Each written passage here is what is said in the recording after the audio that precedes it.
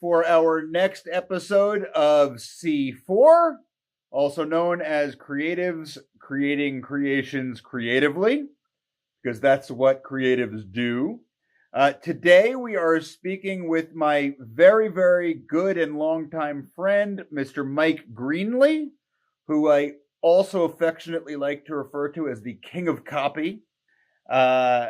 Mr. Greenlee is a speechwriter, speech coach, wordsmith of words, and he's going to tell us a little bit about his side of the communications and creative spectrum. So, hello, Mr. Greenlee. Thank you for joining us. My pleasure, and I'm also a lyricist, I have to get in. We will get into that. Very much a lyricist as of late, of some repute, as they say.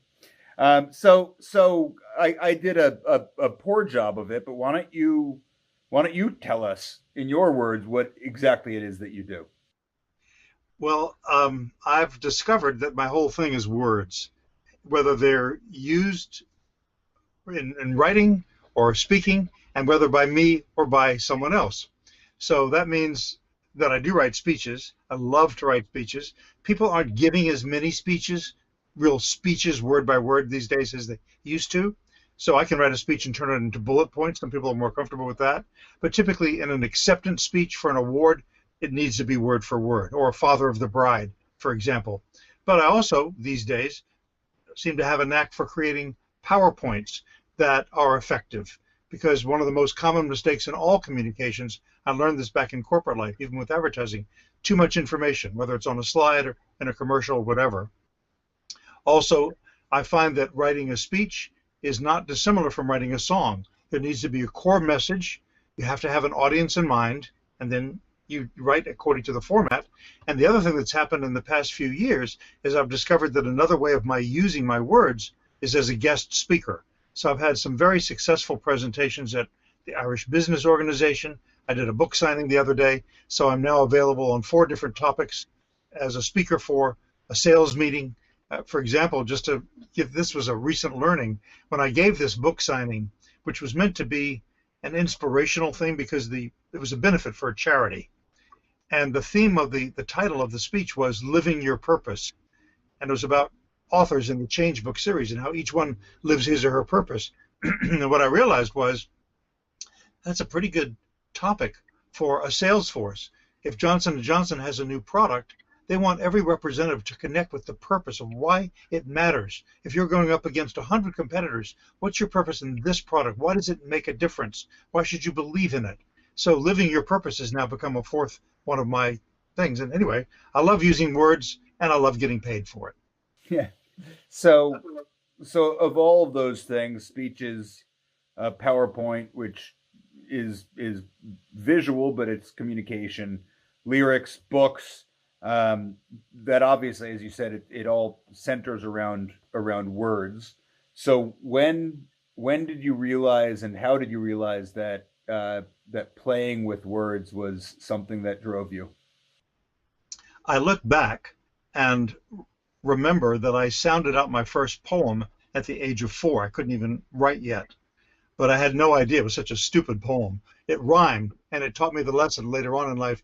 Rhyming alone is not enough, you know. It has to have some meaning. I think what happened was, I think what really happened was I became a corporate executive, the youngest VP in the history of Avon Products, which at the time, in the 80s, was the world's largest direct selling and beauty company. Very motivational company. I mean, they were huge. And I did a lot of things there, creating 300 new products, in charge of all the communications, and at one point in charge of business meetings. And I realized in giving my first speech on the major spotlight when I was in charge of meetings and overcoming my stage fright, that was a new power. But I never thought of using it other than at Avon until I actually read a couple books that changed my life, gave me the courage to quit corporate life and go out on my own. And that's when I realized words were it. In fact, I started out as a marketing consultant helping people with their advertising, but I became, it's so grandiose, but Time magazine quoted me as this, planet Earth's first interactive electronic journalist. So I was writing on my little laptop computer with 3 lines.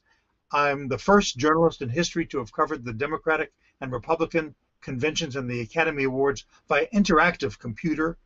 And I thought I was going to just, that's what actually let me know that I was going to be writing all the time. The only problem is, back then anyway, you couldn't make money just writing for the world, even though it was thrilling.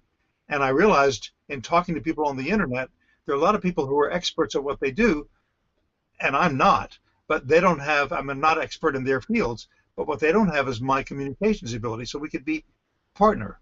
And it was after I quit corporate life that I realized, or in the process of quitting corporate life, that I realized that's what I love to do most. What do you think? Being that you kind of almost stumbled into it. It's not like you went to school for journalism. It's not like were trained or driven into writing early. What about it? What about it enticed you, and what about you? Do you think gives you the ability to be good at it? Well, I think what enticed me was the realization of how much power words can have. And that's true. Look, I'm a theater person. I came to New York City ready to be hired as a playwright, only to discover, no, Mike, they don't hire playwrights. So I had to become an executive so I could afford a theater ticket. But I've always been entranced by the power of theater, and that's words in action. And so what enticed me? You know what? I've always had that gift, I realize now. I'll give you an example. So I was born Jewish in South Carolina. I wrote my own bar mitzvah speech, and that may sound like not much, but in Beaufort, South Carolina back then, Rabbi Fisher wrote everybody's bar mitzvah speech, but not little Michael Greenlee's. He wanted to do it himself. I didn't know what path I'd be on, but it's always been natural to me. And so many things are not. I've said already, I can barely change a light bulb. I don't know what's under the hood of a car. I'll hurt myself if I try to hang a picture on the wall. I have no mechanical skills. That's my gift, and I feel very lucky that I found it as early as I did, because some people live their whole lives, I think, and don't ever find their true purpose. Let me ask you this. I think that there's two sides to the equation. In a way, you're almost selling yourself short, if I may, because you could have a real, or I should say, someone could have a real way with words and not be able to write an effective speech. Somebody could love turning a phrase but not be able to connect. So where do you go to find the words that not only sound cool and maybe not only communicate something well, but that will resonate with an audience? You just gave me an insight. Another key fact of my life is my deep experience with psychology and psychiatry. My father was a psychologist. And he's the one who explained to me, Michael, you don't have very good mechanical skills, but you're smart. So even back then, he said, don't try to fix any cars. Right. But what you made me realize was, because I was an outsider in South Carolina, I mean, a stranger in a strange land for multiple reasons, including being the dirty Jew boy, as I was called, this was, a long time ago. Swastikas carved into my locker, things like that. And not finding my identity as a result of that core problem and search. I was suicidal in my freshman year. I didn't actually take the pills, but I kept thinking about it. So I transformed myself through psychotherapy first, and then psychoanalysis. And in fact, it was so powerful, psychotherapy, I'll make the connection back to words in a second, that I was going to quit Avon and become a full-time psychotherapist. I was already in training, official training, because I had transformed myself. I was now with other therapists in group training. I was also seeing patients. That's how far I had advanced. And I was being supervised. I worked on the psych wards at Duke University and then again at Columbia University. And so what I realize now, I appreciate your having made me click in this way. I think one of my advantages in how I use my words is honestly, my psychological insight, because you don't have 30 years of psychoanalysis and psychotherapy without learning about other people too, because people are people. And I've often been grateful, not just that it fixed me, made me a different person who didn't feel like committing suicide, in fact, savors being alive, but has helped me empathize with other people. And my tagline as a professional writer is sound like yourself, only better. And you can't do that, whether I'm coaching or writing, sound like it on stage or sound like it in the words that I write. And I've found over and over that when I interview a client for input for any kind of presentation or even coaching, it's always intimate. And I realize that my empathy and training is part of how I get an executive to open up to me. For example, one of the things I've learned, I learned it early on after leaving corporate life, it's very powerful if you can get an executive to say something personal about herself or himself as part of the talk, not just talking points. One of my first experiences was with a pharmaceutical executive who was kind of nervous and she wanted to be corporate. And, I had already been a Fortune 500 executive myself. That's an advantage, actually, that I've been on the client's side of the desk. But as I talk to her, and I always create a safe space. It's not just the writing, it's the interview process and creating a space in which you can get the person to be themselves with you, to open up. And I think the psychiatry really, truly helps me do that. So as I talked to her, I pulled out of her a little story about her being a Girl Scout. And I pushed her into including that in her speech. And she thanked me afterward because it really did make a connection. And I've never, ever, that was years ago, had a client who wasn't glad that I encouraged them to be personal, even though it's business. Right. Because it's human beings to human beings. The psychiatry is the answer. That it's it's words plus psychiatry. Right. So in that initial, discovery or input when you're sitting down with an executive who you will be writing for, how much of your time and effort do you spend on A, understanding that executive's personality, B, understanding their content, and C, understanding their audience? And specifically on point number C, the audience, what kind of research, if any, do you do into an audience to know what would connect with them versus another group? So I always say that I listen to a client in stereo. And the input session is just as important, really, as the ability to write. And so I'm listening in stereo. One ear is listening on the client's message. Again, I've mentioned this earlier, one of the mistakes clients make in any communication is to try to communicate too many things, too many disparate things. So I start with the North Star. What is the one takeaway message you want to plant into the brains of the audience? It's established fact now that human beings have shorter attention spans than goldfish. We weren't that way. We weren't even that way 15 years ago. And people are already noticing that attention spans were shortening because of MTV back then. The internet took care of that. You can get stuff in an instant. So I listen and I make the client, I pull out of the client, what's the thing, if the audience is thinking about what are they going to have for lunch or anything else, what do you want to make sure cuts through the clutter? If they remember one thing, what is it? That becomes the guiding message. And I'm never the subject matter expert. That's the client. My expertise is in listening to the client and pulling out what is the thing you want to get across. But I say stereo because the other is listening on behalf of the audience. And again, I think empathy matters. I've been called, by the way, and it turns out I think it's an advantage now, but I've been called hyper empathetic. That was in my years of psychoanalysis. That my mother was impossible to please. My father was not only an optimist, the glass was not just half full, it was overflowing. And with her, it was not just half empty, it was cracked and it was leaking.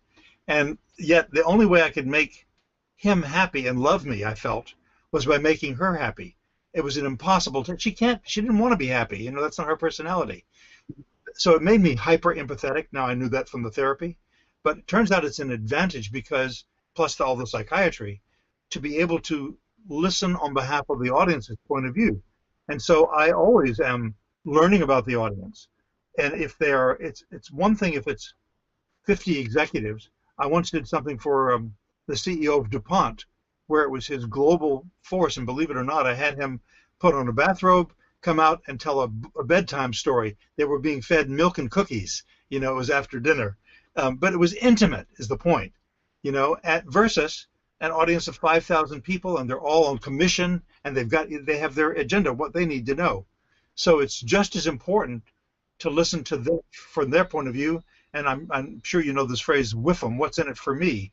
So I have to listen on their behalf, what's in it for them, and how do I connect what the executive wants to get across with what they need to hear? And that's honestly, that's part of the skill of asking the questions. I'm not just asking him or her what do they want to say, but I'm also helping him or her empathize. Now, from the salesperson's point of view, how does that resonate? And pulling that out of them too. So you used a phrase, what do they need to hear, that I reference a lot myself, which is, what do they want to hear versus what do they need to hear? What if you are working with an executive and what the audience needs to hear is not a good thing, or it's critical, or it's bad news, or it's whatever else? How do you temper that? Good. So a producer in our business, this is after all those years, decades of psychotherapy, called me the most earnest person on the Eastern Seaboard, because I've become somebody, when I was afraid to be myself, I was hiding all the time. Now I'm authentic, and I say what I mean, and I mean what I say, and I encourage that in others. So when a client is giving me a message that I can tell, as far as I can tell, is not going to do the job because it's not relevant for the audience, or it's not effective or warm enough, whatever the context is, I consider it a sacred obligation to be honest with the client and to tell them that. And I think part of my interpersonal skills, again, there's so many things I'm bad at in life, but I've had that training interpersonally, is the ability to have a client hear the truth. I'll always tell them the truth. And I'll say, truthfully, if I'm listening to you as a sales rep, I feel like you're really talking about what's in your self-interest and not mine. And I'll go on with whatever I know. But in the end, my work is 100% guaranteed. That goes along with my being the most earnest person. As a matter of fact, I was offended. Why is he saying I'm the most earnest person in the Eastern Seaboard? Why not the country? Why not the planet? Why not the universe? So, but I encourage truth-telling, And so fundamentally, at the end of the day, if I say to the client, I don't think that's going to work for you, and the client disagrees, then it's a sacred obligation on my part to do everything I can to make their way work. But I have to be honest, I would say 99.9% of the time, when I'm honest about my perceptions, look, a lot of executives, and again, I know what it's like to be high up. And executives' own people don't always tell them the complete truth. Their careers are involved. I'm a freelancer, So, and my work is guaranteed. If you don't like it, I don't want a penny. So I can dare, in a way, to say things to them, truths about their audience. That sounded self-serving, but maybe that person's chief of staff wouldn't dare to say. They appreciate it.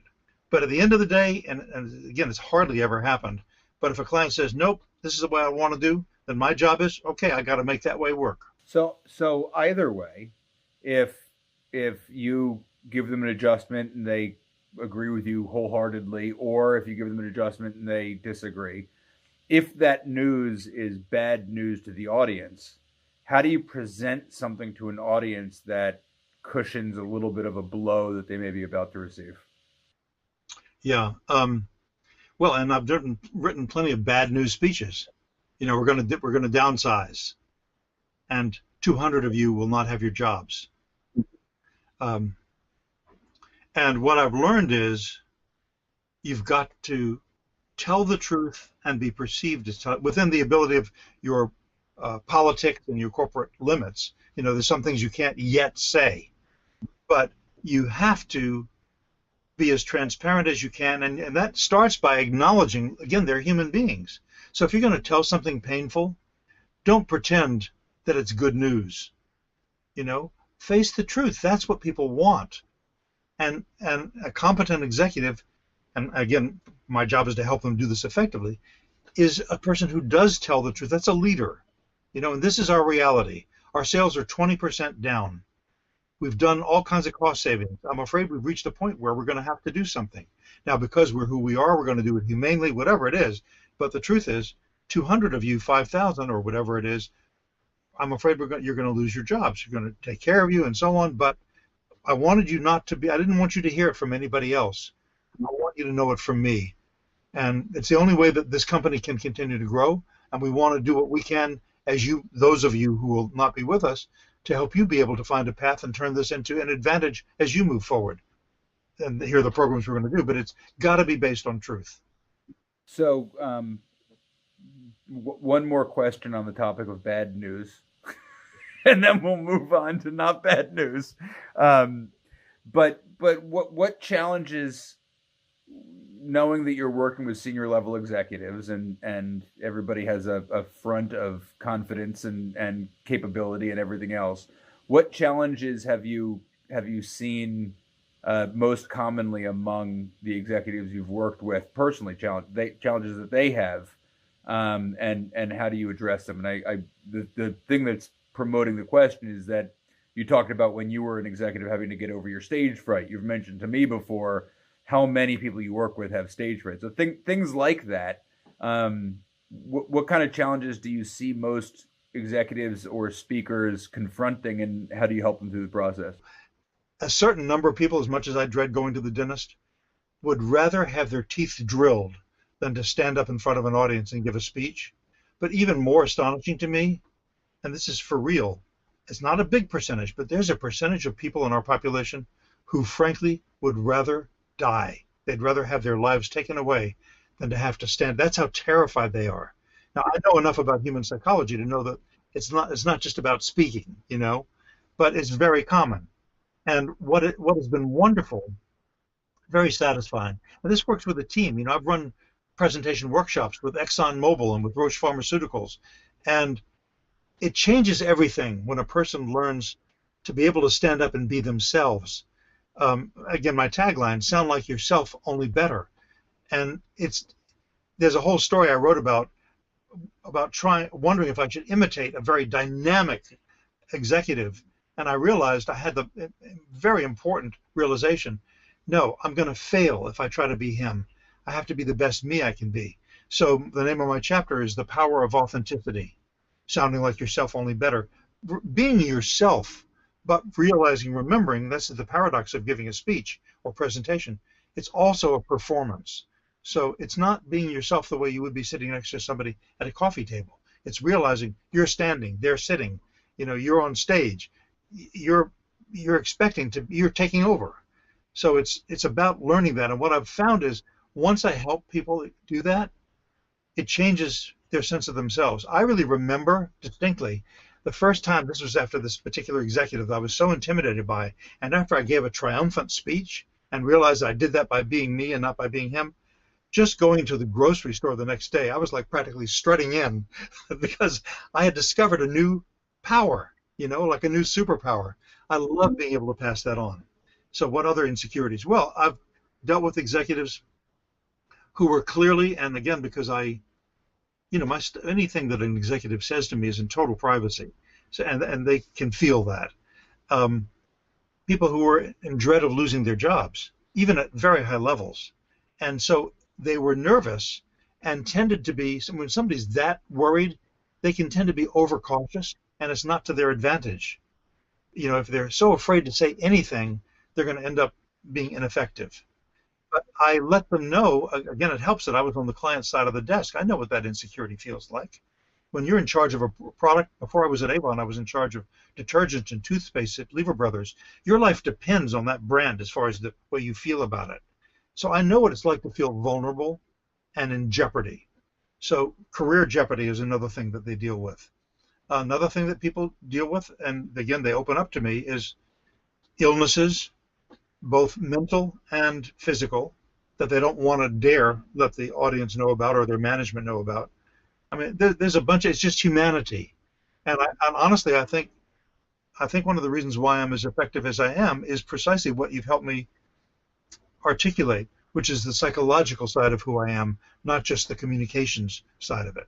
It's amazing how much of what you're saying ties back to that. I mean, whether it's in creating that safe space, whether it's in drawing out the messaging from a client, it's understanding the audience, it's helping the client through ultimately speech coaching in addition to speech writing.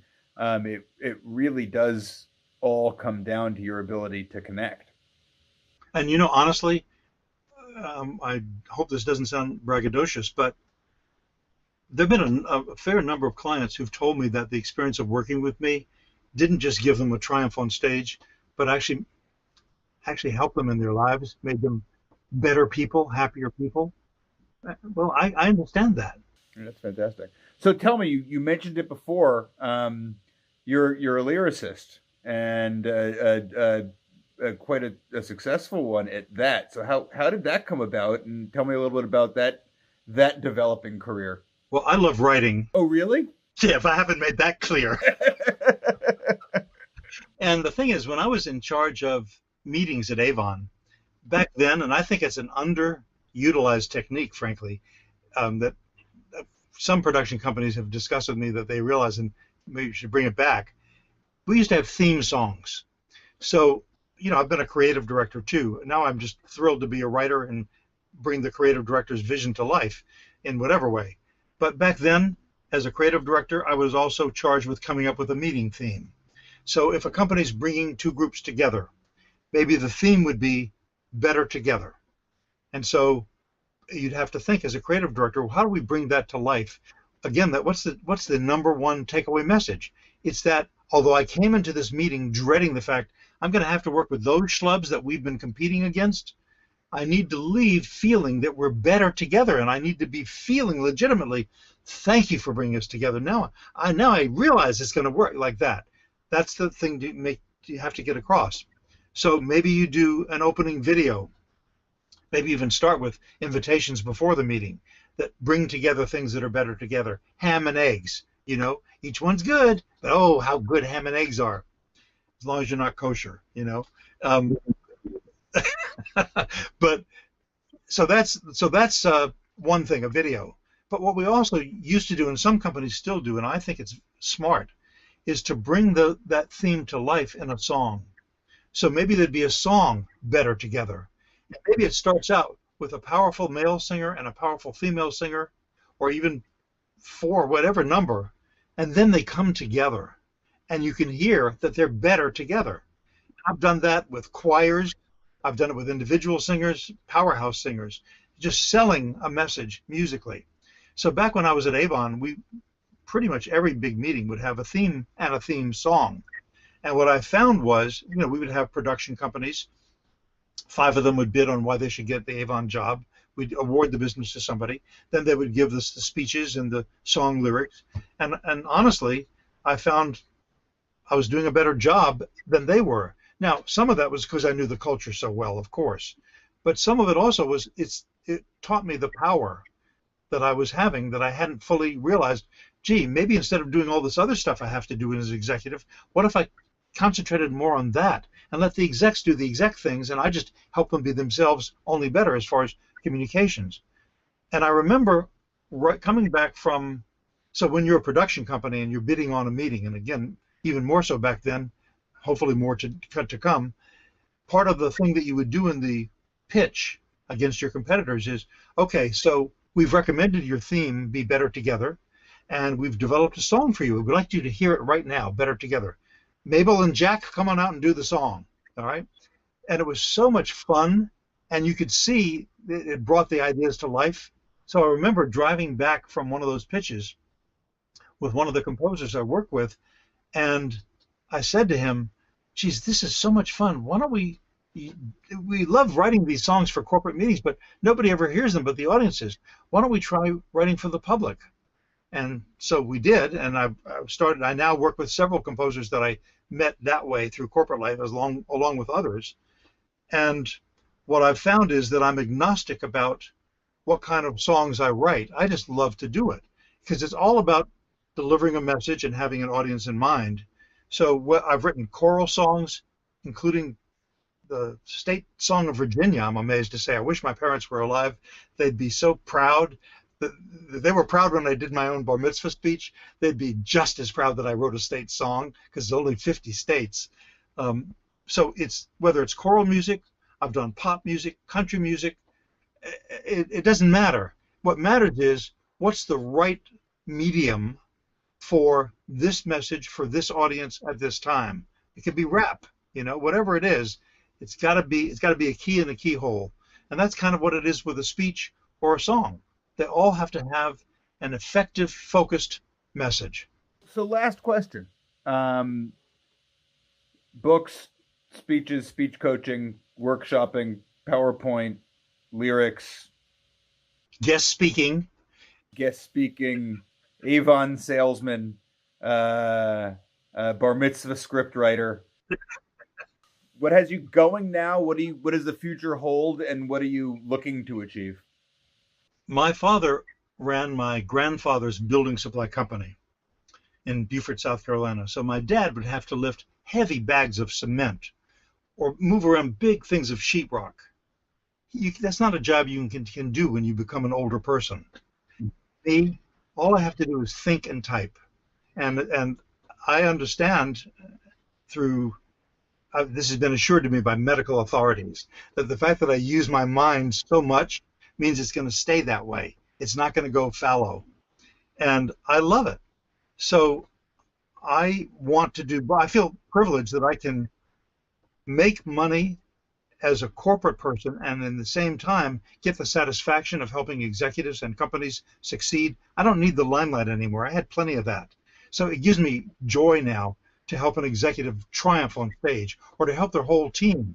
Let me just insert one thing. When I write messages or presentations for a whole team, each one has his own or her own message. Sales is one thing, marketing is another, manufacturing is another, but they all have to be in the same direction. They all have to fit together like pieces of a solved jigsaw puzzle. So I enjoy that. And same thing with coaching them on their presentation. So this is a career that I feel lucky that I can continue to do, who knows, for 20 years maybe. And at the same time, I feel that way about my songs.